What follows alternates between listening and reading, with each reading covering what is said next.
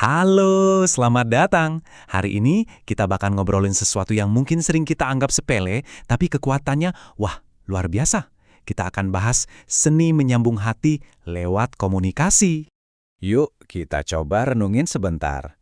Pernah nggak sih, cuma satu kalimat aja, entah itu pujian, nasihat, atau mungkin teguran yang benar-benar nancep di hati dan akhirnya mengubah jalan hidup Anda?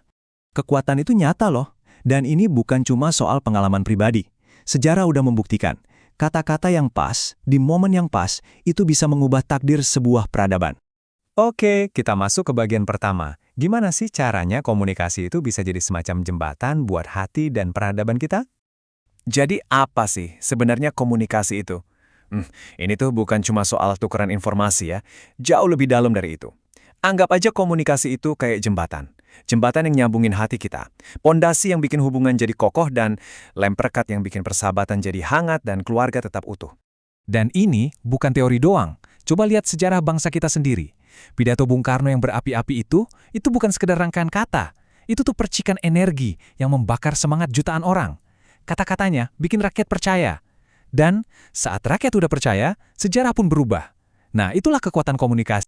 Sekarang, yuk kita beralih ke teladan komunikasi terbaik yang jadi inti pembahasan kita kali ini. Nah, pertanyaannya jadi begini, kalau Bung Karno aja bisa menggerakkan satu bangsa, siapa dong teladan komunikasi paling sempurna yang ada jauh sebelum era modern ini? Jawabannya ada di sini.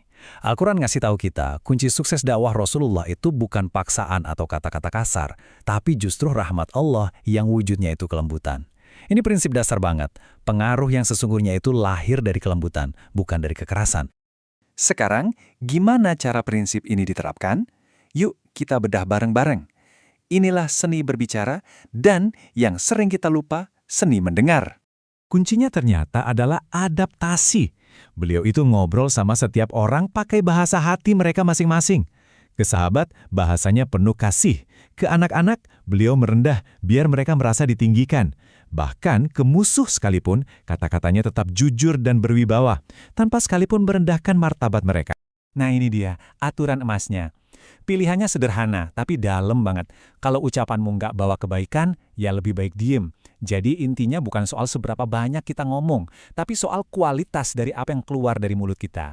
Karena komunikasi itu kan dua arah ya, bukan cuma soal ngomong. Ada bagian lain yang sering banget kita lupakan, mendengar. Beliau adalah pendengar yang luar biasa. Ngasih perhatian penuh, nggak pernah motong pembicaraan. Inilah cara kita bikin orang lain merasa dihargai, dipahami, dan ya, merasa dianggap sebagai manusia. Oke, sekarang kita lihat ujian paling ekstrim dari prinsip komunikasi ini.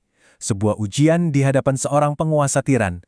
Nah, ini dia nih yang luar biasa. Coba deh lihat kontrasnya. Di satu sisi, targetnya siapa? Fir'aun! Fir'aun loh, simbol kezaliman paling puncak. Tapi di sisi lain, perintah Tuhannya apa? Bukan pakai kekuatan, bukan pakai ancaman, tapi disuruh pakai kata-kata yang lemah lembut. Coba bayangin, ini bener-bener bikin kita mikir kan? Ini perintah langsung dari Tuhan ke Nabi Musa dan Harun.